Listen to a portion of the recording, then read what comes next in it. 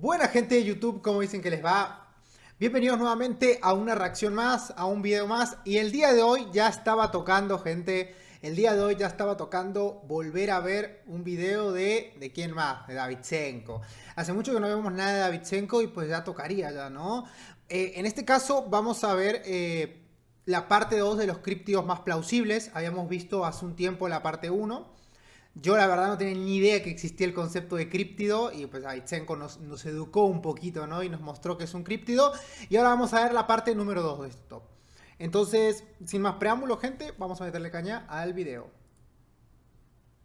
En el vídeo anterior sobre críptidos, es decir, sobre criaturas misteriosas que se supone viven entre nosotros, ya exploramos lo que desde mi punto de vista son los más realistas, en el sentido de que tienen más probabilidades de existir desde un punto de vista biológico, comparándolos con otros animales de su entorno o del pasado de la región. Además de que los testimonios que verifican su existencia no son para nada descabellados. Pero a pesar de que los seres presentados en el top anterior son mi elección predilecta a la hora de presentaros los críptidos más plausibles, en el top de hoy os mostraré a otros de estos seres que también deberíamos de tener muy en cuenta. Como no, al igual que en el vídeo anterior trataré de dar una explicación desde la perspectiva de la biología del ser, analizando los testimonios y especulando sobre cómo podría encajar un ser de este tipo en un ecosistema. No os robo más el tiempo con esta introducción, es aquí donde os presento a los otros 6 críptidos más plausibles.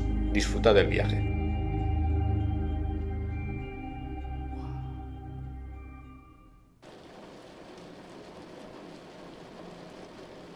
Número 6. Japón es uno de los países con mayor población del planeta en comparación con su tamaño. Esta isla relativamente pequeña es el hogar de más de 125 millones de personas. Así que en principio, el país nipón no parece un sitio muy indicado para encontrarse con una criatura secreta. Pero pasa que a pesar de su gran población y sus megalópolis como Tokio, el archipiélago japonés está compuesto por miles de islas e islotes. Incluso la isla principal es un territorio muy montañoso salpicado por densos bosques templados. Y también pasa que Japón es un país lleno de leyendas urbanas y avistamientos de seres sobrenaturales, los famosos yokai, espíritus de la naturaleza que son los protagonistas de la mitología y religión sintoístas. Pero dejando ¿Saben que los yokai me parecen una de las mitologías más increíbles del mundo, hermano? Siento que Japón en cuanto a mitología, bueno, no necesariamente terror, ¿no? Porque esto no es terror. O sea, los yokai sí, pero los críptidos y demás no es terror. Pero la verdad que Japón en todo lo que es mitología y en todo lo que es terror y en todo lo que es leyendas y demás es una locura, hermano, me vuelve loco a mí. La cultura japonesa, yo sé que hay mucha gente que suele creer que nosotros en Occidente tenemos demasiado sobrevalorado todo lo que es Japón, Corea y demás, en varios temas, ¿no? En diversos temas, no solamente en tema terror, leyendas. Sin embargo, yo no creo que sea tan así. Obviamente tampoco soy la clase de persona que piensa de que Occidente basura, Oriente genial, ¿no? Occidente para mí es cool y genial también. Pero no mamen, hermano. Japón, oh, es una locura Japón, ¿eh? Joyita. Yo espero algún día de mi vida ir a Japón. La verdad es que yo ya a este punto me siento que la pobreza me va a consumir, pero uno de mis sueños es poder ir a Japón. de lado estos relatos místicos, existen varios avistamientos en el archipiélago japonés de una criatura que se menciona en ocasiones en los antiguos relatos de Japón, y a pesar de no tratarse de uno de los seres más espectaculares de estas historias, sí que es una criatura bastante curiosa y extraña, que levanta pasiones en Japón. Tanto así que en algunas regiones rurales de Japón, los aficionados a la criptozoología realizan cacerías de este ser. Tsuchinoko es un pequeño yokai con características de serpiente, pero que no tiene un cuerpo fino y alargado, sino que es un animal de cuerpo ancho y grueso. Los testigos comentan que es un ser que no supera el metro de longitud, y que habita entre los troncos y raíces de bosques profundos. También se dice que no se trataría de un animal agresivo hacia los humanos, pero que posee grandes colmillos similares a los de una víbora, y que tiene la capacidad, y cito, de saltar como un resorte hasta 2 metros de distancia. Hay apicultores que comentan que han visto a este ser de noche merodeando cerca de sus colmenas. A la chingada, una pulga era prácticamente. Las pulgas saltan mucho más, ¿no? Pero, wow, hermano, se pega unos saltos. No, las pulgas saltan una locura, ¿eh? Nosotros vemos el salto de la pulga como algo, no, nuevamente, perdón si me salgo mucho de las ramas, pero siguen siendo animales, en teoría. Nosotros vemos el salto de la pulga como algo que, o sea, lo vemos, ya lo tenemos normalizado y no lo pensamos tanto, pero ustedes imagínense que la pulga es diminuta, hermano, parece una pelucita. Y salta, a veces salta desde el piso hasta la altura de nuestra cabeza. Imagínense un humano saltando así. Los insectos y los animales están rotísimos, hermano, y eso es lo que siempre lo voy a mencionar. Intentando hacerse con algo de miel. Esto tiene relación con el otro nombre tradicional de este ser, Bachihebi, es decir, serpiente de la miel o serpiente mielera. En el folclore también se comenta que Tsuchinoko tiene una especial predilección por el sake, además de que es un ser con la capacidad de hablar, aunque los testigos comentan que esta creencia antigua puede deberse a que el ser es capaz de emitir un sonido gutural muy desagradable para ahuyentar a sus atacantes, lo cual da la impresión de que el ser está intentando pronunciar alguna palabra. Dejando de lado los aspectos más espirituales de este ser, tratemos de dar una explicación a este misterioso animal. Lo más lógico es que se trate de una rara especie de serpiente todavía no catalogada. Japón es el hogar de hasta 26 especies diferentes de serpientes, entre las que se encuentran varias víboras, por lo que una especie de víbora desconocida podría ser posible. Ahora bien, ¿cómo se explica esta extraña forma? Se me ocurren dos opciones. Algunas especies de serpiente del sudeste asiático, llamadas coloquialmente serpientes voladoras, tienen la capacidad de ensanchar sus cuerpos abriendo sus costillas hasta adoptar una forma aplastada, que utilizan para lanzarse de un árbol a otro, planeando decenas de metros. ¿Puede que Tsuchinoko sea una serpiente voladora nativa de Japón? O una explicación mucho más sencilla. Puede que los avistamientos de este ser simplemente se traten de avistamientos de víboras comunes en Japón, como la víbora Glodius, pero que acaba de comer, por lo que tenía este aspecto de serpiente regordeta. Una explicación extra que defienden muchos curiosos es que probablemente Tsuchinoko sea una gran oruga de una polilla japonesa que tiene el aspecto de una serpiente con grandes ojos para engañar a sus depredadores. Las orugas de algunas polillas y esfinges tienen este aspecto que a primera vista es bastante convincente, pero por ahora este curioso ser no es más que otro ser místico de los antiguos relatos del país del sol naciente. Ey, ¿sabes qué? Eso puede ser un montón. Que sea una víbora que simplemente haya comido recién su almuerzo o su cena. Y claro, la gente lo vio y se sacó de pedo, ¿no? Imagínate vos estar en algún contexto donde estás confundido o no sé, estás sacado de pedo y ves pasando ese bicho todo perturbador, hermano. Y yo como... ¡Uac! Totalmente. Me mata como seguramente muchas leyendas y muchos relatos habrán nacido por eso, ¿no? Por una persona que simplemente vio mal algo o vio algo en el momento incorrecto y realmente el boca a boca transformó eso en una leyenda.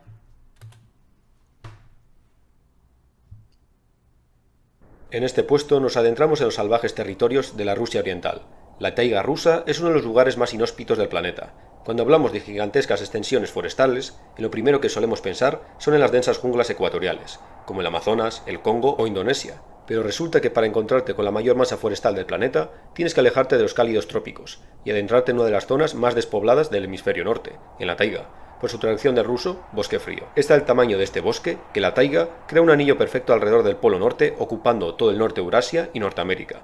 Dentro de este mar de árboles helados, la zona más inexplorada no es otra que la taiga rusa oriental, un entorno de naturaleza pristina, tan bella en las épocas de primavera y verano como despiadada en invierno y otoño. Este misterioso entorno, con una población diminuta para su extensión, es el hogar de varios críptidos, pero entre todos, el que más sospechas genera entre los criptozoólogos es un ser que habita la península de Kamchatka, rodeada por el frío Pacífico Norte. El ser en cuestión es un animal muy peligroso, conocido por los nativos como Irkuyem. Se trataría de un oso de tamaño colosal, pero más que tratarse de un simple oso pardo gigante, su plan corporal también tendría variaciones. Los testimonios comentan que sus extremidades delanteras son mucho más largas que sus patas traseras, y que estas patas traseras tienen un color mucho más oscuro que el resto de su cuerpo, que está recubierto de un pelaje más parduzco.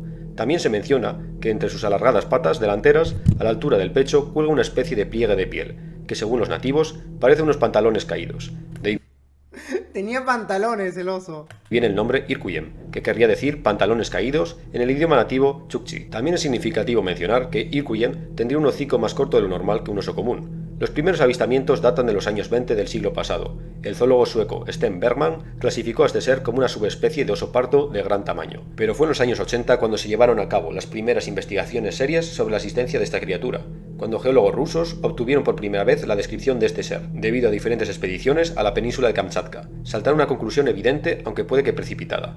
Este oso gigante probablemente se trata de un grupo superviviente de Arctodus simus, es decir, de oso de hocico corto, un oso gigante de la edad de hielo que habitaba América del Norte y el estrecho de Bering, y que superaría la tonelada de peso y alcanzaría los 4 metros de altura erguido, o por lo menos, si no se trata de esta especie en sí, podría tratarse de una subespecie de este animal. Las expediciones consiguientes no arrojaron demasiada luz al asunto. A pesar del avistamiento de muchos osos de gran tamaño, ninguno coincidía con el aspecto del oso de hocico corto. Aún así, existen otras teorías que tratan de dar una explicación al oso gigante Kamchatka. Puede que el animal avistado por los nativos fuese en realidad un híbrido entre oso pardo y oso polar. Kamchatka se encuentra relativamente cerca del círculo polar ártico. Es posible que en años de climas especialmente frío, los osos polares desciendan hasta el borde de la península, donde se mezclarían con las poblaciones nativas de osos pardos. dando como resultado a los Irkuyem, los osos gigantes de Kamchatka. ¡Wow! ¿Qué puedo decir la verdad? Ese tipo de bichos que provienen de antes, ¿no? Yo creo que son un caso aparte, ¿no? Un caso al cual es bastante interesante. Potente, potente. Me da mucha gracia los nombres que le ponen, ¿no? Como pantalones caídos. Dentro de todos los tipos de críptidos, hay uno que está especialmente expandido, o mejor dicho, es una forma que aparece repetidamente en diferentes culturas, regiones y épocas. ¿Pie grande? El críptido que se asemeja a un simio bípedo gigante, desde el Bigfoot de Norteamérica, pasando por el Yeti del Himalaya, el Mapinguari que he mencionado en el vídeo anterior, e incluso versiones de mi región, como el Basajaun, aunque este último, más que tratarse de un críptido, sería un ser mitológico y con tintes esotéricos, que precede con mucho a los avistamientos de los supuestos simios gigantes mencionados. Pero si nos ponemos a analizar fríamente la figura del simio gigante... Hermano, imagínate estar en el bosque, así tranquilo, tuki, fotografiando de lo más chill, y te encontrás con esta madre, boludo. ¿Ustedes qué hacen? No, déjate de joder, hermanito. Llegaremos rápidamente a la conclusión de que la existencia de este tipo de seres en el continente americano no tiene ni pies ni cabeza, por el simple hecho de que los únicos primates de este continente, exceptuando a los humanos obviamente, son los llamados monos del Nuevo Mundo. No hay ningún gran simio en el catálogo de todas las especies de América, más que nada porque todos los primates evolucionaron en África, y los únicos que fueron capaces de llegar a América a través del océano hace unos 35 millones de años fueron pequeños monos que viajaron accidentalmente en balsas de vegetación desde el continente africano, una especie de marineros prehistóricos. Estos pequeños primates serían la semilla de todas las especies de mono del Nuevo Mundo. Es decir, que si queremos buscar a este tipo de críptidos, nos tenemos que centrar en el viejo mundo. Pero lejos de viajar al Himalaya en busca del ya quemadísimo Yeti, os propongo otro críptido, bastante curioso y que no es del todo imposible. En las junglas de Indonesia, muchos son los informes de testigos que dicen haberse encontrado con un ser bípedo de aspecto primate, pero con rostro más parecido al humano. El orang pendek, por su traducción del indonesio hombre bajito, es un críptido que no llegaría al 1,5 metros de altura. Los testigos comentan que está recubierto por pelo, pero hay diferentes versiones sobre el color de su pelaje. Hermano, parece un metalero. Escuchaban Iron Maiden, escuchaban Judas Priest, este tipo de monos. Hermano, se ve bien raro. Hermano, se ve bien extraño, qué miedo. Algunos comentan que su pelo es negro grisáceo, mientras que otros se decantan por el marrón anaranjado. Los testimonios de este ser no son algo reciente, especialmente en la isla de Sumatra, tanto las tribus de la región como los colonos holandeses, hace más de 100 años, ya fueron testigos de este ser. Uno de estos colonos, llamado Van Herbaden, en el año 1923 describió su encuentro con el ser en la jungla de la siguiente manera. Allí vi un ser oscuro y peludo, agarrándose a una rama. El pelo de su cabeza era especialmente oscuro y largo, caía más abajo de sus omóplatos, puede que casi hasta su cintura. Sus brazos eran largos. Si hubiera estado totalmente erguido, seguramente se situarían debajo de sus rodillas, pero sus piernas tampoco eran especialmente largas. No fui capaz de ver completamente sus pies, pero sus dedos tenían una forma muy normal. Su rostro no tenía nada que se pudiera considerar repulsivo o feo, no era el rostro de un simio. Es principalmente por este testimonio que se dice que el orang pendek no puede ser un orangután, uno de los sospechosos principales a la hora de desmentir este críptido. A pesar de que la mayoría de las descripciones del ser encajan con el aspecto físico del orangután, la capacidad de caminar erguido y el rostro más humanoide son las piezas que no encajan. Así que si dejamos de lado la explicación del orangután corriente, existen otras dos teorías que tratan de desenmascarar el misterio del orang pendek. Por un lado, está la teoría de que este ser en realidad se trata de una especie de homínido que se creía extinta, o al menos otra rama evolutiva descendiente de este homínido, el Homo floriensis. Los restos de este pequeño homínido se encontraron por primera vez en la Isla de las Flores, en Indonesia, no demasiado lejos de Sumatra. Se trataría de un ser de poco más de 1 metro de altura, y a pesar de que la mayoría de arqueólogos y paleontólogos aseguran que esta especie desapareció hace por lo menos 30.000 años, hay quienes creen que pudo haber sobrevivido hasta hace apenas 10.000 años. Esta relativa proximidad a nosotros en el tiempo es en lo que se basan aquellos que defienden que el orang pendek puede tratarse de una tribu de Homo floriensis que se oculta en la densa jungla de Sumatra. Sinceramente, esta teoría me parece muy poco creíble. En cambio, me decanto por la segunda explicación. Según varios biólogos, puede que la explicación de este críptido sea algo más sencillo y a la vez más interesante. Debido a su descripción física tan similar a un orangután, pero con rasgos diferentes a este, puede que el ser del bosque de Sumatra sea una subespecie de orangután que se desmarcó de su especie tras la erupción cataclísmica del volcán Toba hace unos 74.000 años. El descubrimiento en el año 2017 de una nueva especie de orangután en el norte de Sumatra puede ser la prueba definitiva. Según los últimos estudios genéticos, ahora sabemos que los orangutanes están divididos en 3 especies que provienen de 3 linajes evolutivos diferentes. Así que, ¿por qué no sería posible un cuarto linaje? Solo que en este caso, la evolución ha facilitado a esta supuesta cuarta especie de orangután la capacidad de caminar erguido y la ha dotado de un rostro más humanoide, puede que con una nariz más prominente y una cara más fina en vez de redondeada como la del resto de sus primos. Pero por ahora, todo esto es especulación. El pequeño hombre de la jungla sigue oculto en su selva. Wow, ¿no? Me encanta cómo se van bifurcando teorías para poder desmentir esto. Siempre está bueno que uno crea, ¿no? Digo, siempre está bueno, perdón, reflexionar sobre este tipo de teorías, sobre este tipo de críptidos, pero siempre también del otro lado intentando buscar la manera de encontrarle una lógica, ¿no? Y yo creo que esa es la magia de este tipo de cosas, que mientras más teorías se pueden plantear, significa que más se presta a reflexionar ese bicho. Ambas teorías muy interesantes. Saben que yo no soy mucho de biología ni de todos estos temas.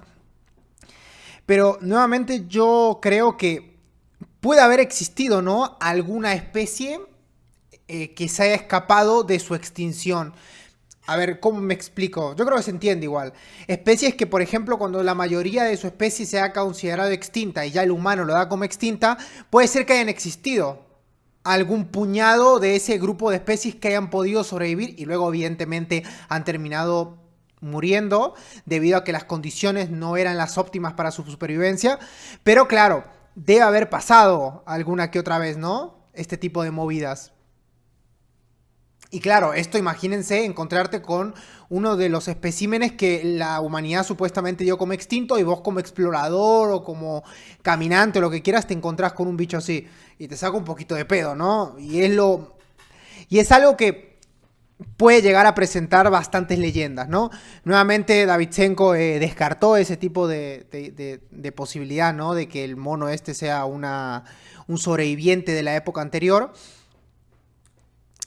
Yo no soy biólogo ni nada. No digo que este sea el caso de este puesto. Digo que puede haber sucedido en otra especie, ¿no? Pudo haber sido. Qué sé yo, la verdad. Nuevamente ahí algún biólogo o alguien conocedor del tema, pues corríjame en los comentarios. Yo no soy experto en nada. Pero bueno, continuemos con el top. El críptido de este puesto no es el resultado de folclore o leyendas urbanas, sino de una foto realizada a mitades del siglo XX en lo más profundo de África. El Congo es la región más salvaje de África, un territorio enorme cubierto de densa jungla, que se trata de una de las regiones más biodiversas del planeta. En el año 1959, el coronel Remy Van Lierde, de la Fuerza Aérea Belga, sobrevolaba con un helicóptero esta vasta tierra realizando una maniobra de vuelo. Van Lierde era especialmente famoso entre sus colegas de la Fuerza Aérea, por tener vista de halcón y dicen que era capaz de distinguir movimientos en la jungla desde la altura y diferenciar si se trataba de amigos o enemigos sin problema. Pero aquel día de 1959, en la región de Katanga, el coronel no ha visto movimiento de ninguna tropa, sino de un enorme ser que se arrastraba entre los matorrales y árboles. Según Van Lierde, el movimiento que este animal generaba al moverse por la vegetación daba la sensación de que las plantas de la jungla habían cobrado vida. Llenos de curiosidad, los tripulantes del helicóptero bajaron de altitud y comenzaron a sobrevolar y rodear la zona por unos minutos, hasta que el animal emergió de la selva y se adentró en un camino de tierra, dándole la oportunidad a Van Lierde de sacar su famosa instantánea. La serpiente gigante del Congo es uno de los mayores misterios de la criptozoología. Las estimaciones del coronel colocan la longitud de este animal en los 15 metros de largo. ¡Fua, hermano! ¿Qué es eso? ¡Oh, qué horror! Imagínense que te agarre esa madre. Imagínate cruzarte con eso. Es decir, un auténtico monstruo, que supera con mucho las mayores ejemplares de anaconda verde o de pitón reticulada que se han catalogado. Lierde también menciona que el animal se movía muy rápidamente para su tamaño, casi como si se moviese mediante movimientos espasmódicos, y que no se acercaban más con el helicóptero porque, y cito, por algún motivo tenía el presentimiento de que si nos acercábamos más a la serpiente, se alzaría y podría alcanzarnos. Y por si os lo estáis preguntando, todos los análisis de la foto confirman que la imagen no fue manipulada. Aún así, la mayor crítica que podemos realizar sobre la instantánea es que no hay ningún objeto distinguible para usar como referencia y estimar claramente la escala de la serpiente, por lo que tendremos que conformarnos con el testimonio del coronel y sus compañeros de vuelo. Muchos han tratado de darle una explicación al famoso titán del Congo. Hay aquellos que señalan que de existir una serpiente de este tamaño en el África profunda, obligatoriamente debe tratarse de una pitón de roca, la mayor especie de serpiente del continente africano, Lo que pasa es que esta especie no alcanza los tamaños de las mayores especies de serpiente del mundo ni de broma. Los mayores ejemplares de pitón de roca miden poco más de 5 metros de largo, y existen testimonios excepcionales de ejemplares que han podido alcanzar los 8 metros, es decir, poco más de la mitad de lo que mediría el dragón del Congo. Ni qué decir que no se han vuelto a avistar serpientes de tamaños similares en el centro de África. Pero según algunos, puede que la famosa serpiente gigante del Congo sea un caso de gigantismo, porque sí, es una enfermedad hormonal que también afecta a los animales, así que puede que el titán del Congo no se trate de una nueva especie de serpiente gigante, sino de una excepción única que se da una vez cada decenas de miles de veces, una pitón de roca que sufría de acromegalia. Puede ser eso, puede ser algún bicho que sufra gigantismo. Tranquilamente puede ser. Igualmente, nos pongamos en que el testimonio del coronel es verdad, ¿no? ¡Guau, hermano!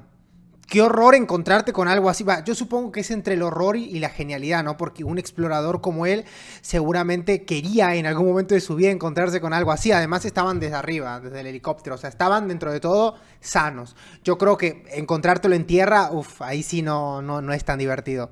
Pero bueno, nada. Enorme. Es verdad eso también que menciona Davidchenko, que claro, no hay ninguna foto, perdón, en la foto no hay ningún objeto como para poder comparar el tamaño del bicho. Entonces, claro, ahí es un poquito interesante saber cómo le crees, ¿no? Pero bueno, vamos a confiar en el testimonio.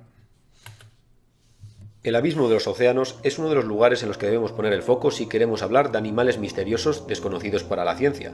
El número de supuestos organismos desconocidos alcanza los millones de especies de algunas estimaciones, desde los calamares gigantes que mencionamos en el vídeo anterior, pasando por todo tipo de peces bioluminiscentes y hasta crustáceos que viven exclusivamente cerca de las fuentes hidrotermales del abismo. Las profundidades abisales son un catálogo casi infinito de toda clase de posibles criaturas desconocidas para la ciencia, y en este puesto nos encontramos con un misterioso ser que solo se ha visto una vez, pero aquel que vio esta criatura fue en su momento una eminencia y a la vez un pionero en las inmersiones abisales. En la década de los años 30, el naturalista estadounidense William Beebe se disponía a explorar las profundidades oceánicas. A Beebe se le atribuye la invención, o mejor dicho, haber formado parte del equipo que diseñó la primera batisfera. Como su nombre indica, se trataría de una esfera metálica diseñada para soportar las enormes presiones que el agua ejerce en las profundidades. La primera inmersión ocurrió en el año 1930 y fue un rotundo éxito, alcanzando los 183 metros de profundidad, un récord para la época. Con cada inmersión, William Beebe iría superando su propio récord, hasta llegar a su máximo en el año 1934, alcanzando una profundidad de 923 metros. Pero el avistamiento del críptido de este puesto ocurrió en el año 1932, frente a la costa de Bermuda. Beebe descendía en su batisfera dejando atrás los rayos del sol tropical de Bermuda, a medida que bajaba cada vez más en lo profundo del océano. La luz del exterior se iba haciendo cada vez más débil, hasta que por el ojo de buey de la batisfera solo se veía una negrura absoluta. Pero en esta negrura absoluta, donde la luz del sol acaba desvaneciéndose, la vida se abre camino. Beebe en la oscuridad de su batisfera es testigo de un espectáculo de destellos y luces neón colores azulados, verdosos... ¡Ah, pará, hermano! El güey se metió. Yo pensé que había una cámara o algo en la esfera. No, estás en pedo, yo ni en pedo. Estás en pedo, yo ni en pedo, hermano. Quédatela, no, que vivan tranquilos los bichos. Yo entiendo igual que esto es el sentimiento de exploración, ¿no? De probar que hay cosas. Obviamente estas personas que se dedican a este tipo de movidas tienen el corazón siempre a mil, ¿no? A fuego, quieren conseguir encontrar lo que están buscando. Pero yo, te soy sincero, ni en pedo. Primero que nada, imagínate que la máquina falla. Me aplasta la presión del agua, me destruye. Segundo, no sé, que esa madre explota o algo. O me encuentro con algún bicho que se come eso. No. Ni en pedo. Incluso rojos. Los animales de la llamada zona crepuscular del océano están equipados con bioluminiscencia. Miren, Un capricho de... Los animales de la llamada zona crepuscular... miren la cara de eso. Parece un perrito, boludo. Parece un perro de caricatura. ¿Vieron que hay algunos perros de caricatura? O el gato con botas. ¿Vieron la escena donde hace... te abre los ojos a los caballeros de la entrada del castillo? Crepuscular del océano están equipados con bioluminiscencia, un capricho de la evolución que ayuda a estos animales a relacionarse con su entorno, atrayendo presas, engañando a depredadores o comunicándose con posibles parejas. Beebe escucha los crujidos de metal de la batisfera, ajustándose a la presión, algo que ya ha escuchado en inmersiones anteriores, pero que no deja de ser inquietante. Si por algún motivo le diese por salir allí afuera, la presión del agua sobre él le aplastaría como una lata vacía. Es entonces cuando a 640 metros de profundidad, el naturalista es testigo de dos alargadas figuras bioluminiscentes, que daban círculos alrededor de la cápsula de observación. Las palabras de William fueron las siguientes, plasmadas en su libro Half a Mile Down. Aquello que vi no se parecía en nada a ningún otro pez de aguas profundas que haya sido capturado por el hombre. Los Batisfera intacta, bautizados así por Bibi, tenían el aspecto, según el explorador, de barracudas, con cuerpos alargados, de unos 2 metros y afilados dientes como agujas que sobresalían de sus mandíbulas. Sus cuerpos estaban recubiertos por luces azules, y bajo sus mandíbulas colgaban una especie de apéndices luminiscentes que se retorcían. ¿Qué es eso, hermano? ¡Qué horror! Por ello que el explorador lo relacionó con los peces víbora o peces dragón. Es decir, que estas criaturas se tratarían de una especie desconocida de pez dragón gigante, teniendo en cuenta que las mayores especies de pez dragón apenas alcanzan el medio metro de longitud. A lo largo de los años no se han realizado nuevos avistamientos de este ser. Hay quienes opinan que el cristal del ojo de buey le jugó una mala pasada al explorador y que simplemente presenció 2 peces dragón de tamaño normal, pero que parecían mucho mayores debido al cristal de la ventanilla. Hay otros que opinan que el naturalista fue testigo de un par de ejemplares de tiburón abisal, los cuales pueden alcanzar tamaños de hasta 6 metros. Pero dejando de lado estas teorías que tratan de desmentir las observaciones de Bibi, el Batisfera intacta no se trata de una criatura completamente imposible. Peces de grandes tamaños que eran críptidos han sido encontrados hace relativamente poco. Un buen ejemplo es el celacanto, un pez de 2 metros de longitud y que apenas fue descubierto a principios del siglo XX, con el primer ejemplar capturado en Sudáfrica en 1938. Y no fue hasta finales de los 80 cuando pudimos obtener las primeras imágenes de este fósil viviente en su medio natural. Así que, ¿quién dice que en las profundidades del océano no nadan unos peces luminiscentes de 2 metros y armados con dientes como agujas? ¡Wow! ¿Saben que yo pienso, si hay un lugar en donde va a haber bichos que escapan de nuestra imaginación y que puede llegar a ser cualquier bicho que se les ocurra en la cabeza puede existir, ese es el mar. El fondo del océano, hermano, el fondo del océano y del mar o de las aguas es creo que el lugar que más se presta para bichos turbios. Creo que es más, creo que ni siquiera en nuestra imaginación somos capaces de concebir la cantidad de bichos que debe ir abajo, boludo. Es una locura, una locura, una locura. El críptido que nos encontramos en este puesto no se trata de un único ser, sino de una amalgama de avistamientos e historias con diferentes nombres, pero que desde mi punto de vista, de tratarse de una criatura real, todos hacen referencia al mismo organismo. La Antártida es probablemente el lugar más aislado del planeta, un continente helado cuyo interior apenas ha sido tocado. Este lugar es prácticamente inhabitable para los organismos complejos. En el interior se pueden dar temperaturas de hasta 85 grados bajo cero. Incluso los animales mejor adaptados a este entorno, es decir, los pingüinos, están completamente condicionados por el océano. Es por ello que las colonias de estos animales se encuentran cerca de la costa, porque a diferencia del inhóspito interior, las aguas que rodean este continente son unas de las aguas más ricas en nutrientes del planeta, una sopa de vida en la que toda clase de animales buscan alimento, desde el diminuto krill hasta las colosales ballenas. La riqueza de estas aguas sustenta una extensa cadena de vida, y es en estas aguas que rodean la Antártida donde nos encontramos a los seres de este puesto. Desde misiones científicas durante la Guerra Fría hasta barcos pesqueros a finales del pasado siglo, se han dado varios reportes de extraños seres nadando en estas aguas. Se les han dado muchos nombres a estas criaturas, pero si nos vemos obligados a nombrarlas, podemos llamarlas serpientes marinas antárticas. A pesar de que las leyendas de las serpientes marinas forman parte de los mitos y leyendas de todas las culturas marineras a lo largo del mundo, los avistamientos a los que me refiero son más específicos y cercanos a nosotros en el tiempo, además de que da la casualidad de que todos se dan en la misma zona, el Océano Austral.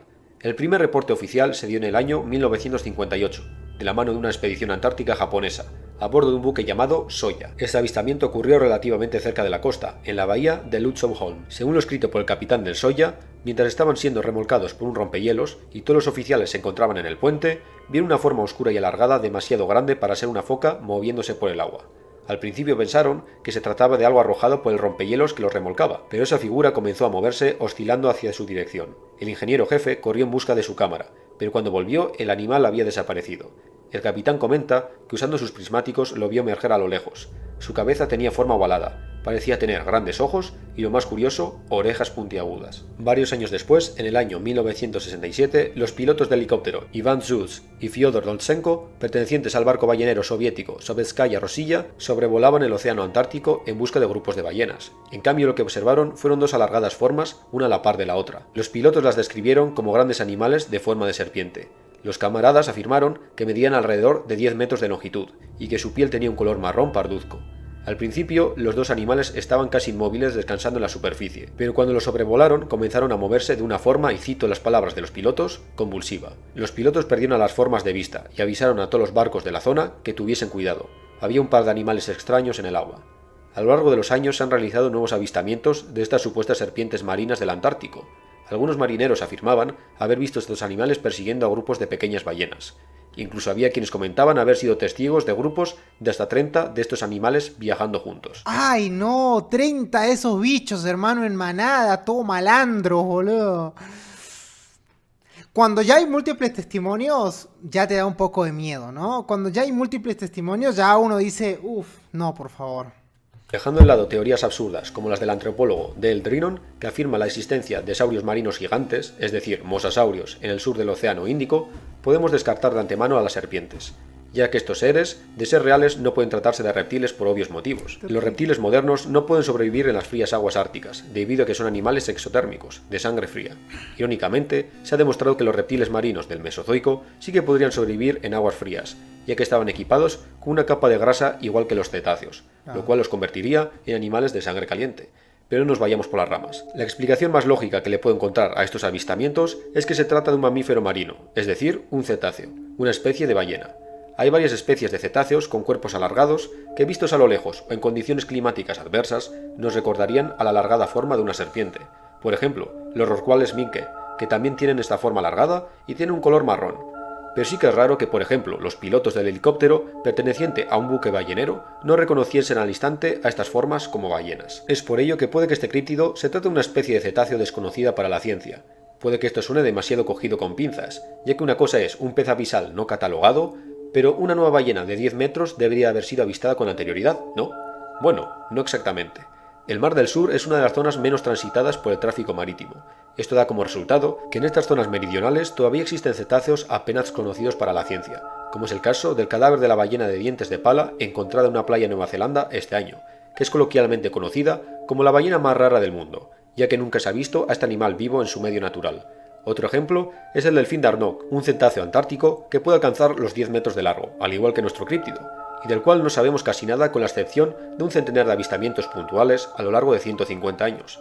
Del mismo modo, en los últimos años la comunidad científica está en busca de una supuesta especie de pequeña ballena armada con colmillos, que se supone vive en el océano austral, pero que solo conocemos por una carcasa varada en una playa. Todas estas especies de cetáceos tan esquivos comparten una característica: son animales oceánicos, y que por lo general pasan casi toda su vida a grandes profundidades, por lo que es muy difícil avistarlas. Hay quienes teorizan que esta puede ser una estrategia de estos animales para evitar a las orcas, los superdepredadores de los mares, pero que no son capaces de nadar a grandes profundidades. En resumidas cuentas, las serpientes de los mares australes pueden ser unos cetáceos de cuerpos alargados y que viven la mayoría de su tiempo en el océano abierto en aguas profundas. Y puede que por las observaciones del capitán del Soya también tengan una extraña estructura en la cabeza que tiene un aspecto de orejas en punta, uno de los críptidos más fascinantes y a la vez plausibles de todos.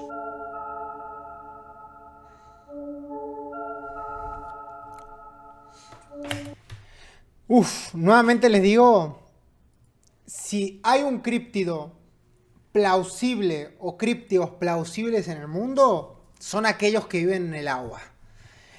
El océano, hermanos, tiene un océano. El océano tiene un océano de posibilidades en las profundidades que es abismal, hermano.